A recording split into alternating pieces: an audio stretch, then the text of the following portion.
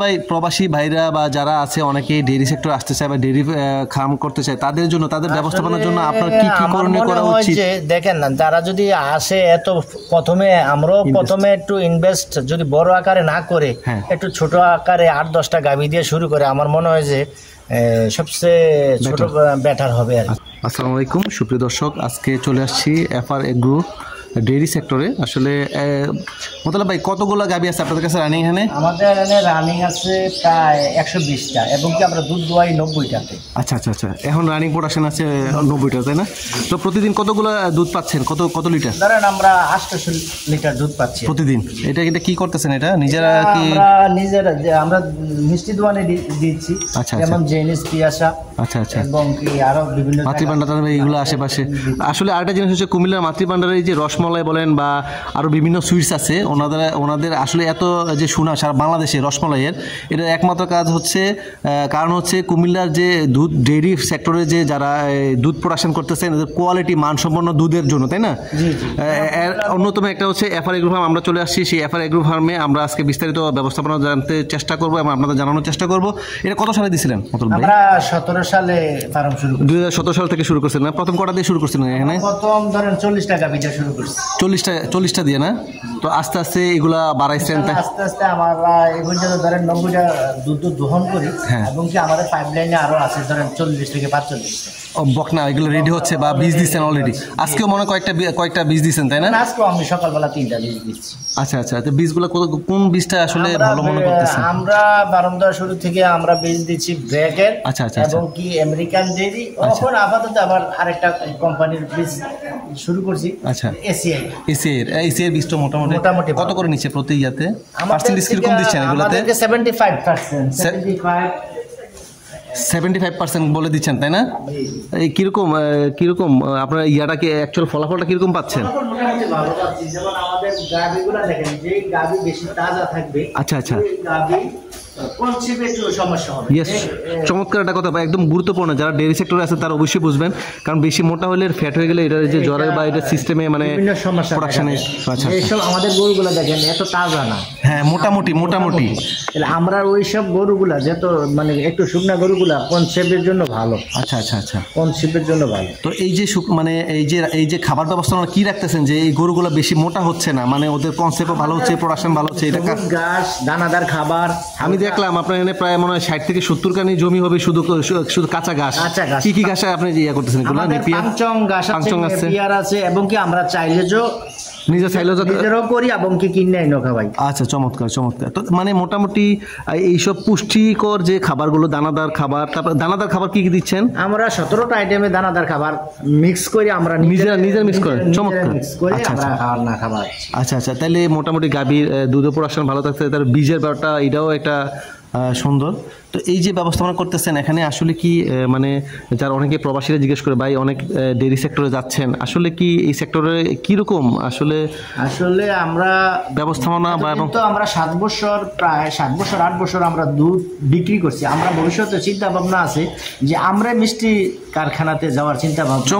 চমৎকার। নিজেদের দুধ দিয়ে আমরা যদি এরা কিনা নিয়ে যদি লাভবান করতে পারি, আমরা নিজেরা দুধ দিয়ে কেন আমরা লাভবান করতে পারবো না? আমরা এরকম একটা পদক্ষেপ নিয়েছি, হয়তো আগামী 1-2 মাসের মধ্যে আমরা মিষ্টি ইনশাআল্লাহ। মাশাআল্লাহ, আমি দোয়া করি এবং দর্শক দোয়া করবেন যেন আসলে এফআর এগ্রো থেকে অবশ্যই ভালো কোয়ালিটি সম্পন্ন, কারণ হচ্ছে ওনাদের দুধ নিজের দুধ থেকে যদি প্রোডাকশন হয় অবশ্যই ভালো হবে, কোয়ালিটি মেনটেন হবে। এবং এই দুধের কোয়ালিটির বিষয়ে আমি একটু কথা বলে নিই। আপনাদের এই যে কোয়ালিটি মেনটেন কীভাবে, দুধের কোয়ালিটি মেনটেনটা কীভাবে, এটা কত ppm থেকে?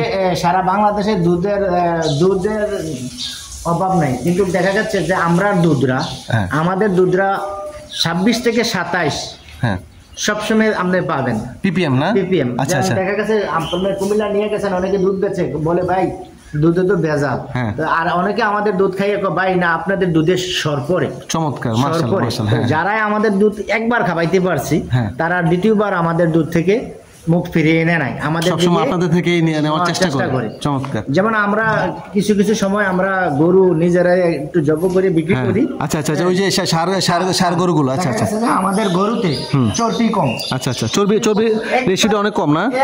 না না, আর এটা কারণ হচ্ছে আপনার কন্টিনিউ কাঁচা ঘাসটা খাওয়াচ্ছেন, তাই না? আচ্ছা আচ্ছা আচ্ছা, এই জন্য দুধের কোয়ালিটিও ভালো, মানুষও চায়।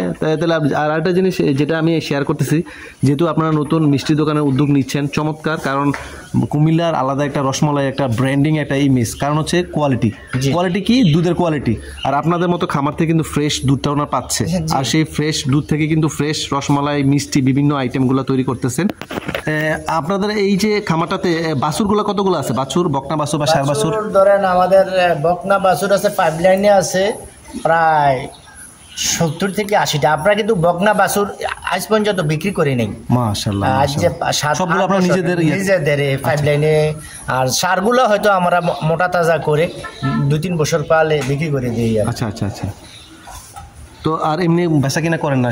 না, বকনাগুলো আমরা একবারই বেচা কিনা করি না। চমৎকার, শুধু খামারের জন্য আস্তে আস্তে ইমপ্রুভ করতেছেন এবং পার্সেন্টেজ বা এই সব রেশিওগুলো যেমন আমরা মনে করেন যে যারা একটা ভালো গাই অনেকে বিক্রি করেন, একটা দেখা গেছে গাই আপনি কিনে আনলেন 2 লক্ষ 3 লক্ষ টাকা দিয়া, তাহলে দেখা গেছে আইনার পরে দেখলেন যে 6 কেজি 7 কেজি 8 কেজি দুধ পাইলেন। আপনি যখন বীজ দিয়ে একটা গাভীকে বীজ দিয়ে জাত উন্নয়ন করে আজকে আমরা একটা মোটামুটি ভালো পর্যায়ে গেছি আর কি। আচ্ছা আচ্ছা আচ্ছা। আর আরেকটা জিনিস, আপনার শেডগুলো দেখলাম অনেক সুন্দর, প্রত্যেকটা কিন্তু একটাতে দানাদার এবং একটা পানি পাত্র করে করছেন এবং পাইপলাইন সিস্টেমে করছেন। দেখেন আমরা কিন্তু শুকনা খানা দেই, অনেকে পানির সাথে খাবার মিক্স করে দেয়, ভিজিয়ে দেয়। না, আমরা এরকম করি না। আমরা একটা গামলার ভিতরে পানি আর একটা গামলার ভিতরে দানাদার খাবার, যে গামলাটাতে আগে দেবো দানাদার খাবার, প্রায় 40 মিনিট পরে আবার দেবো সবুজ ঘাস। আচ্ছা আচ্ছা আচ্ছা আচ্ছা আচ্ছা, ঠিক আছে, বুঝছেন? এইভাবেই দিচ্ছেন? এইভাবেই দিচ্ছি। আর অনেক সুন্দর, একদম আধুনিকভাবে এই যে পাইপ সিস্টেম করে আপনার প্রত্যেকটা একসাথে দিলে পানি পড়ে যায়। কয় বেলা পানি দিচ্ছেন? খাবার পানিটা 2 বেলা দিচ্ছি। যেমন সকালে দেবো, সকালে দিচ্ছে 12টার পরে পানি গামলা ধুয়ে পরিষ্কার করে, আবার দেখা গেছে যে বিকালবেলার জন্য রেডি করে ধুয়ে পরিষ্কার করে আমরা 2 বেলায় পরিষ্কার করি। আমাদের দেখা গেছে যে আমরা স্বর্ণপদক প্রাপ্ত আমরা 22 সালে বাংলাদেশ, সারা বাংলাদেশের মধ্যে 10টা পারমকে সরকার পুরস্কার করছে, দিছে, এবং এর ভিতরে আমরা একজন, আমরা 4র্থ স্থানে আছি। চমৎকার চমৎকার, মাশাআল্লাহ, এটা আসলে কুমিল্লার একটা গর্ব। আর এই যে পানি দিচ্ছেন, তারপরে খাবার দিচ্ছেন, আর গোসল, এই যে গরম বা এটার জন্য যে ফ্যান রাখছেন, তাই না? ফ্যান কি 24 ঘন্টা চলে ফ্যানগুলো? না না না, আমরা 24 ঘন্টা। গাভীর রেস্টটা কতক্ষণ দিচ্ছেন? বা আসলে অনেকে বলে যে দুধের প্রোডাকশনের জন্য গাভীর রেস্ট দরকার, আসলে কতটুকু দিচ্ছেন? বা বিভিন্ন ওই যে দুধ উলানের দেখা গেছে যে আমরা গাভীগুলোকে দুধ দহন করার আগে বায়োডিন দিয়ে আমরা উলান পরিষ্কার করি। যখন পরিষ্কার করার পরে দেখা গেছে যে আবার আমরা যখন দুধ দহন করা শেষ, উলানটাকে ধুয়ে আবার বায়োডিন দিয়ে পরিষ্কার করে দিই। যখন গরুটা দুধ দহন করার পরে গাভীটা দেখা গেছে যে ক্লান্ত হয়ে যায়, ক্লান্ত হওয়ার পরে গাভীটা যখন অন্তত পক্ষে 40 মিনিট না শুইতে পারে, এইদিকে আমাদের আবার ঘাসটা দিয়ে আবার খাবার, দানাদার খাবারটা দিয়ে দিচ্ছি। ওই সময় আমরা দানাদার খাবারটা দিয়ে দিচ্ছি, ঘাসটা দিয়ে দিচ্ছি। 40 মিনিট পরে দেখা গেছে যে উনি রেস্ট আছে, সারাদিন ওনার রেস্ট। আচ্ছা আচ্ছা আচ্ছা আচ্ছা, এইভাবেই মেনটেন করতেছে। সুপ্রিয় দর্শক, এই হচ্ছে এফআর এগ্রো ডেইরি ফার্মের সব গাভীগুলো। মাশাআল্লাহ, অনেক সুন্দর সুন্দর গাভী, সব হচ্ছে ফ্রিজিয়ান, তারপরে আছে মুন্ডি। খাবার দিচ্ছে গরুগুলো, পেট ভরে কিন্তু কাঁচা সবজি, এই যে কাঁচা ঘাসগুলো খাচ্ছে। প্রত্যেকটা গরুকে কাঁচা, ওনাদের সামনের যে জমিগুলো দেখিয়েছি অনেক ঘাস আছে, সেই ঘাসগুলোই খাচ্ছে। এবং প্রত্যেকটা হাউস দেখেন, একটা পাশাপাশি পানি এবং একটা হচ্ছে দানাদার খাবার এবং ঘাস দিচ্ছেন। প্রত্যেকটার জন্য ফ্যান আছে এবং শেডটা দেখেন অনেক স্টিল স্ট্রাকচার, অনেক সুন্দর করে করেছেন। এখানে প্রায় শতাধিক গাভী রয়েছে।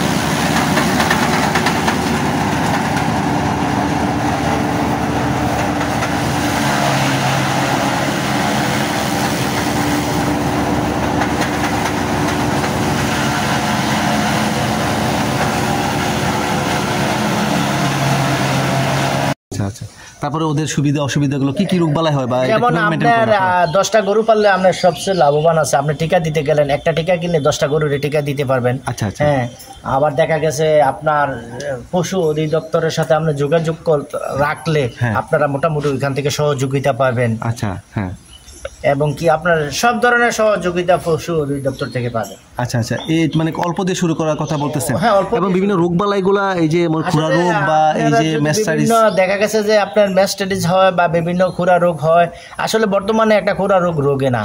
আপনি যদি একটু সচেতন থাকেন 3 দিনে অ্যান্টিবায়োটিকও আমার মনে হয় যে দেওয়ার প্রয়োজন পড়ে না, যদি আপনি একটু সচেতন হন। কিরকম সচেতন হলে দেখা গেছে যে আপনার গরুটার পায়ে খুরা রোগ হচ্ছে, আপনি পটাশের পানি দিয়ে পাউডারে ধুইয়ে দিলে, একটু বেশি গত হয়ে গেলে দেখা গেছে যে একটু স্প্রে আছে, স্প্রে মাইরা দিলেন, আপনি 3 দিনে ভালো হয়ে যায়। আচ্ছা, তারপরে আবার যে ফিটকিরি পাউডার বা এইসব দিয়ে মানে মোটামুটি এটা ইয়া করা যায়। আর এটা হচ্ছে যে লাম্পিং এর যে বিষয়টা, এটা দিকে আপনারা কি ভ্যাকসিন দিয়ে দিচ্ছেন? সবগুলো গরু ভ্যাকসিন করা? হ্যাঁ, আমাদের সব গরুগুলো ভ্যাকসিন করা। আমরা বছরে দেখা গেছে যে 4 মাস পর পরে আমরা ভ্যাকসিন বুস্টারগুলো দিচ্ছেন না? সব এটা আমাদের দোয়া আছে। আপনি যদি টিকাগুলা আপনার গরু পাললে দেখা গেছে ছোট খামার দিয়ে আপনি 8-10টা গরু দিয়ে শুরু করলেন, আপনি যদি সবচেয়ে হচ্ছে আপনি যদি গরুগুলাকে সব মতে টিকাগুলা দেন, আপনার রোগ জীবাণু আপনার গরু কম হবে, আপনার গরু এত বেশি মারা যাবে না। একটা মারা যাওয়া মানে তো আপনাদের শেষ, মেইন পুঁজি শেষ। মানে একটা গরু মারা যাওয়া কি আপনার মেইন পুঁজি শেষ। আপনার ওই কি যে একটা গরু বর্তমানে 1 লক্ষ 1.5 লক্ষ টাকা আপনার পুঁজি শেষ। হ্যাঁ হ্যাঁ। আরেকটা জিনিস, আপনারা জাত নির্বাচনে কোনটা, এই যে ফ্রিজিয়ানটা কেন জাত নির্বাচন করতেছেন বিশেষ করে? প্রত্যেকটা করে মুন্ডি কয়েকটা আছে, বিশেষ করে আসলে এইসব গরুগুলাকে যদি আপনি একটা গরু কিনে আনার পরে দেখা গেছে এইগুলোর থেকে একটু উন্নত মানের জাত করতে সহজ। আচ্ছা আচ্ছা। আপনি দেখা গেছে যে দুধের প্রোডাকশন, তারপরে বাছুর ভালো, দেখা গেছে বাছুরগুলা ভালো। হ্যাঁ, আপনার বর্তমান যেগুলা ছোট গরু দেখা গেছে দেশীয় গরু, এগুলোর দুধ কম। আলহামদুলিল্লাহ আমাদের এখানে প্রত্যেকটা গাভী থেকে 17 থেকে 18 কেজি দুধ পাই। মাশাআল্লাহ। সর্বোচ্চ কোন গরুটা সবচেয়ে বেশি দুধ দিচ্ছে এখানে? আছে আমাদের আছে এরকম 30-35 কেজি পর্যন্ত আছে। মাশাআল্লাহ। ঠিক আছে, 2 বেলায় না? চমৎকার। মানে ফ্রিজিয়ান গরুগুলো কিন্তু প্রত্যেকটা খামারে দেখলাম তারা এইটাই সবচেয়ে বেশি পছন্দ করে। আপনাদের গরুর কিছু ক্ষেত্রে কালার দেখলেও বলা যায় যে কোন গরুটা দুধ বেশি দিবে। আমরা তো অনেকদিন যাবত ফার্মের সাথে জড়িত, অভিজ্ঞতা করতে অভিজ্ঞতা হয়ে গেছে। আমরা দেখলে বলতে পারি যে কোন গরুটা দুধ একটু বেশি দিবে, কোন গরুটা কালার বা চামড়া দেখলে বোঝা যায়। চামড়া, তারপরে লেজ দেখলে অনেকে লেজ দেখলে বলতে পারি যে এই গরুটা আপনার দুধ একটু বেশি হবে, এই গরুটার 1 লিটার দুধ হবে, যাদের একটু অভিজ্ঞতা আছে। এই যে দেখেন আমার ওই গরুটা মোটামুটি ভালো দুধ দিচ্ছে। আপনার ওই ল্যাঞ্জার ভিতরে দেখেন অনেকগুলো পশম, এটা দিয়ে বুঝতে পারবেন যে এটা ভালো দুধ দিচ্ছে। আচ্ছা। ওই যে গুচ্ছটা অনেক সুন্দর। আচ্ছা। এই যে কাঁচা ঘাসগুলো কাটিং মেশিনে স্লাইস করার পরে কিন্তু ছোটো ছোটো টুকরা করার পরে গরুগুলোকে দিচ্ছে। মানে একদম অর্গানিক উপায়ে কিন্তু এই গাভীগুলো লালন পালন করছেন ওনারা। এই যে কাঁচা ঘাস,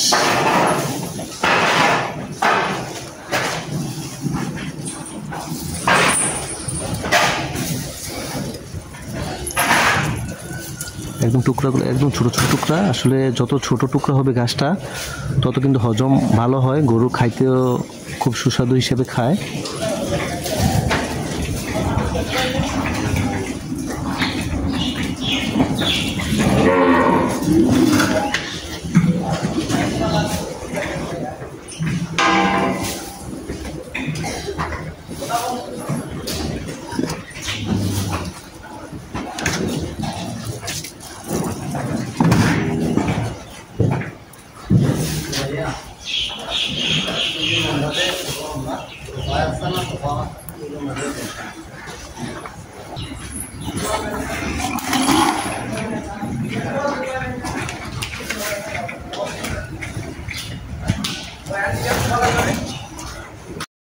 এটাতে কিন্তু যে দুধগুলা এখানে এসে সংরক্ষণ করা হয় মিনিমাম 24 থেকে 48 ঘন্টা।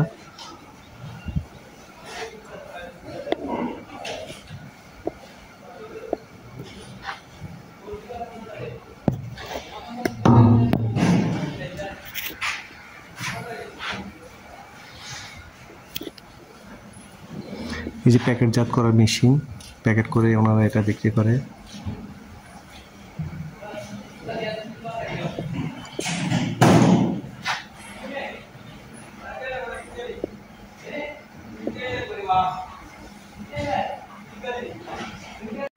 এয়ার এগ্রো ফার্মে এই যে এখানে বিভিন্ন জাত এবং মান উন্নয়ন করার জন্য এই যে বকনা বাছুরগুলা ওনারা প্রতি বছরই বাছুরের মান উন্নয়ন করছেন, পার্সেন্টেজ উন্নত করছেন এবং ওনাদের কিন্তু অনেক বিশাল বড় একটা বায়োগ্যাস প্ল্যান্ট রয়েছে। এটা দিয়ে ওনাদের নিজস্ব চাহিদা মিটাচ্ছেন। এই যে গোবর থেকে এই যে গ্যাস হচ্ছে, সেই গ্যাসটা দিয়ে ওনারা রান্না বান্নার কাজে ব্যবহার করছেন। একটা আধুনিক প্ল্যান্ট। শামীম এগ্রো পক্ষ থেকে সবাইকে ধন্যবাদ।